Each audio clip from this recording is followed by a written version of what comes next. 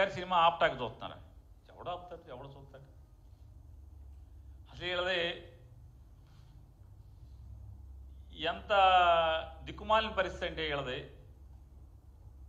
ఈ ప్రభుత్వాన్ని. సినిమాటోగ్రఫీ మంత్రి గారు ఆయన చెప్తాడు, నిన్న మొన్న మాట్లాడుతున్నాడు, మాజీ సినిమాటోగ్రఫీ మంత్రి ప్రైవేటు వ్యవహారాలు మీకేం సంబంధం అని అంటున్నాడు. నేను అన్నానా? లేకపోతే వేణు అన్నాడా? ఎవడన్నాడు? పవన్ కళ్యాణ్ అన్నాడు. ప్రభుత్వాలకు ఏంట్రా సంబంధం, మీకేంట్రా సంబంధం అని పవన్ కళ్యాణ్ అన్నాడు. మేమెవడ అనలా. పోతే రాష్ట్రంలో ఎన్ని మర్డర్లు జరిగినా ఎంక్వైరీ ఉండదు,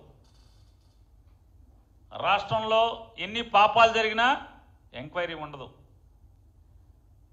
సాక్షాత్తు పిఠాపురం నియోజకవర్గంలో ఒక దళిత వాడ మొత్తాన్ని సామాజిక బహిష్కరణ చేస్తే ఎంక్వైరీ ఉండదు.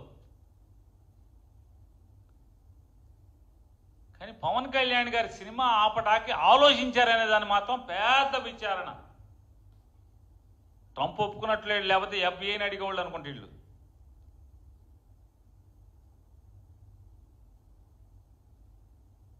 వీళ్ళు ఎంత దిక్కుమాలిన ప్రభుత్వం అంటే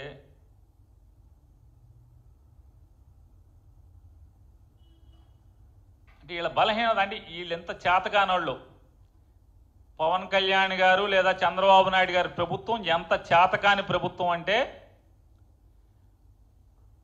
ఏప్రిల్ మాసంలో 2025 ఏప్రిల్ 19వ తారీఖున సినిమా హాళ్ళోళ్ళందరూ కూడా కూర్చుని ఈస్ట్ గోదావరికి సంబంధించి, వెస్ట్ గోదావరికి సంబంధించి సినిమా థియేటర్ల యజమానులు కూర్చుని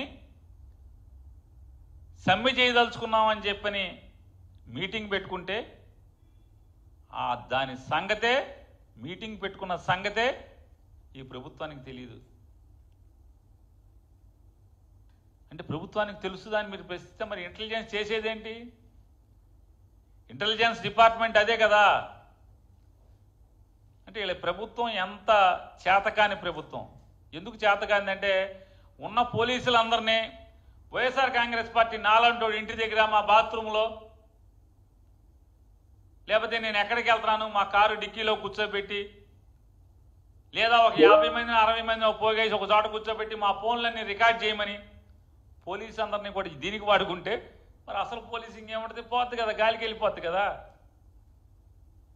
అంటే ఈ రాష్ట్రంలో ఆ శాఖ మంత్రికి, ఆ శాఖలో సంబంధించినటువంటి ఏం జరుగుతుందో కూడా ఇంటెలిజెన్స్ రిపోర్ట్లు కూడా లేనటువంటి ప్రభుత్వం మరి ఇంత చేతకాని ప్రభుత్వం. కాబట్టి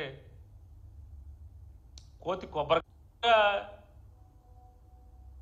వీళ్ళ మొహం వాసేట్టు, వీళ్ళకి వదిలేట్టు చెడామాడ కొట్టారు బాబు. 19వ తారీఖు మీటింగ్ జరిగింది, ఆ మీటింగ్లో ఇట్లా మాట్లాడారా అని చెప్పిన ఒక వీడియో పంపిస్తే కానీ చివరికి ఓ సినిమా ప్రొడ్యూసర్ వీళ్ళకి ముఖం వాయలే. వీళ్ళకి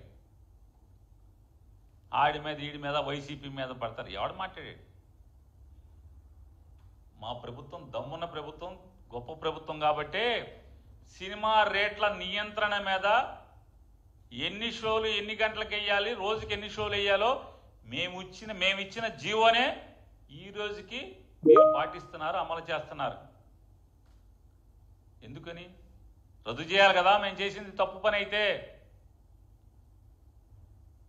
సంవత్సరైనా కూడా మా జీవోనే గొప్పదని చెప్పని, ఉత్తమమైందని చెప్పినే మీరు భావిస్తున్నారు. కాబట్టి ఈరోజు దాకా జీవో జోలికి రాలేదు. మరి మీరు అంత పోటుగాళ్ళు అయితే మాకు ముందు ఉన్నటువంటి స్థితులను ఎందుకు తీసుకెళ్ళలేదు? బ్లాక్లో టికెట్లు అమ్ముకునే స్థితి ఎందుకు తీసుకెళ్తలేదు? పెద్దోళ్ళు మీకు పర్మిషన్ పెట్టాలని ఎందుకు అడుగుతున్నారు?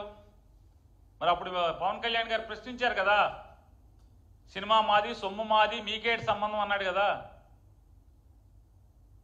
డ్యాన్స్ చేసేది మేము, ఫైట్లు చేసేది మేము, సొమ్ము మాది, సినిమా తీసేది మేము, ఆడించుకునేది మేము, ఎంతకైనా అమ్ముకుంటాం, మీరెవడరా మధ్యలో అన్నాడు. మరి అట్టాగే ఇవాళ ఏ హీరోకైనా అమ్ముకొనివ్వాలి కదా. ఎందుకు అమ్ముకొనివ్వట్లేదు? అమ్ముకొనివ్వాలి కదా బ్లాక్లో. సంవత్సరం తర్వాత ఇవాళ మీరు ఎక్కంగానే అన్ని సినిమా హాళ్ళు చెక్ చేయాలి కదా. సిగ్గు లేదా అని అడుగుతున్నాను. సంవత్సరం తర్వాత సినిమా హాళ్ళు ఎలా ఉన్నాయని, అంటే మీ సినిమా రిలీజ్ అవుతుంటే ఇప్పుడు థియేటర్లు ఎట్టా ఉన్నాయా అని ఇన్స్పెక్షన్ చేయడానికి సిగ్గు లేదా అని అడుగుతున్నాను. మీరు ఎక్కంగానే సినిమా హాళ్ళ గురించి పట్టించుకోవాలి కదా, మరి ఎందుకు పట్టించుకోలేదని అడుగుతున్నాను. అప్పుడు తెలీదా మీరు బ్లాక్లో టికెట్లు అమ్ముకున్నప్పుడు? అప్పుడు తెలీదా పాప్కార్న్ ఎక్కువ అమ్ముతున్నారని? అప్పుడు కూల్ డ్రింక్ ఎక్కువ అమ్ముతున్నారని మీకు తెలీదా?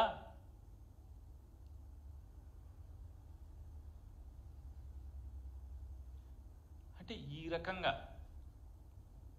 చెప్పేదేమో శ్రీరంగ నీతులు మనం చూస్తున్నాం కదా. వీళ్ళ చేతలు ఎట్లా ఉన్నాయో. ఇవాళ మీటింగ్కి అంటే పిల్లి మేడలో గంట కట్టినోడేమో జనసేనోడు. ఇలాంటి విచారణ చేసి ఎవడో ఒక నాలాంటి కేసులు ఇరికిస్తాయి. అదృష్టవశాత్తు ఎవడో ప్రొడ్యూసర్ దగ్గర వీడియో ఉంది కాబట్టి గబాలన అది ఇంటర్వ్యూలు కూడా ఇచ్చాడు. ఆ జనసేనోడు ఇంటర్వ్యూలు కూడా ఇచ్చాడు. 19 తర్వాత మేము సినిమాలు ఆపేయబోతున్నాం,